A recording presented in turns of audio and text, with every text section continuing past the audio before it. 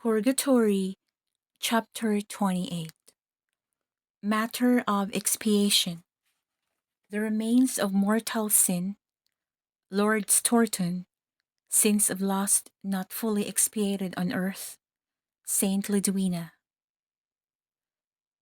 We have said that the total amount of the debt of suffering for purgatory comes from all the faults not atoned for upon earth, but especially from mortal sins remitted to their guilt. Now, men who pass their whole lives in a habitual state of mortal sin, and who delay their conversion until death, supposing that God grants them that rare grace and will have to undergo the most frightful punishment. The example of Lord Stourton gives them good cause for reflection. Lord Stourton, an English nobleman, was at heart a Catholic, although to retain his position at court he regularly attended the Protestant service.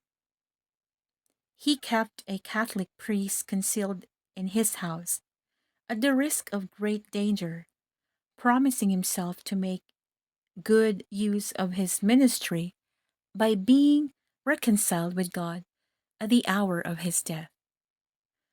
But he met with a sudden accident, and as often happens in such cases by a just decree of God, he had not the time to realize his desire of tardy conversion. Nevertheless, divine mercy, taking into consideration what he had done for the persecuted Catholic Church in England, vouchsafed him the grace of perfect contrition, and consequently secured his salvation. But he had to pay dearly for his culpable negligence. Years passed by. His widow married again and had children. It was one of her daughters, Lady Arundel, who relates this fact as an eyewitness. One day, my mother asked F. Cornelius, Father Cornelius, a Jesuit of much merit, and who later died a martyr. He was betrayed by a servant of the Arundel family and was executed at Dorchester in 1954 or 1594.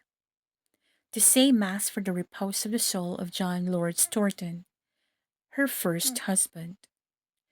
He promised to do so, and whilst at the altar, between the consecration and the memento for the dead, he paused for a long time, as if absorbed in prayer. After Mass, in an exhortation which he addressed to those present, he told them of a vision which he had just had during the holy sacrifice. He had seen an immense forest stretched out before him, but entirely on fire, forming one vast cauldron. In the midst of it was a deceased nobleman, uttering lamentable cries, bewailing the guilty life he led in the world and at the court. Having made a full confession of his faults, the unfortunate man ended with these words, which holy sacrifice or holy scripture places in the mouth of Job: "Have pity on me, have pity on me, at least you, my friends, for the hand of the Lord had touched me." He then disappeared. While relating this, Father Cornelius shed abundance of tears, and we all, members of the family, to the number of 24 persons, wept also. Suddenly, whilst the father was still speaking, we perceive upon the wall against which the altar stood what seemed to be the reflection of burning coals. Such is the recital of Dorothy, Lady Arundel, which may be read in the History of England by Daniel. Saint Lidwina saw in purgatory a soul that suffered also for mortal sins, not sufficiently expiated on earth. The incident in this or in thus related is thus related in the life of the saint. A man who had been for a long time a slave of the demon of impurity finally had the happiness of being converted.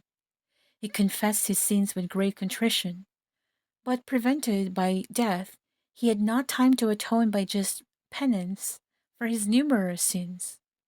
Lidwina, who knew him well, prayed much for him. 12 years after his death, she still continued to pray, when in one of her ecstasies, being taken into purgatory by her angel guardian, she heard a mournful voice issues from a deep pit. "It is the soul of that man," said the angel, "for whom you have prayed with so much fervor and constancy." She was astonished to find him so deep in purgatory 12 years after his death. The angel, seeing her so greatly affected, asked if she was willing to suffer something for his deliverance. "With all my heart," replied the charitable maiden.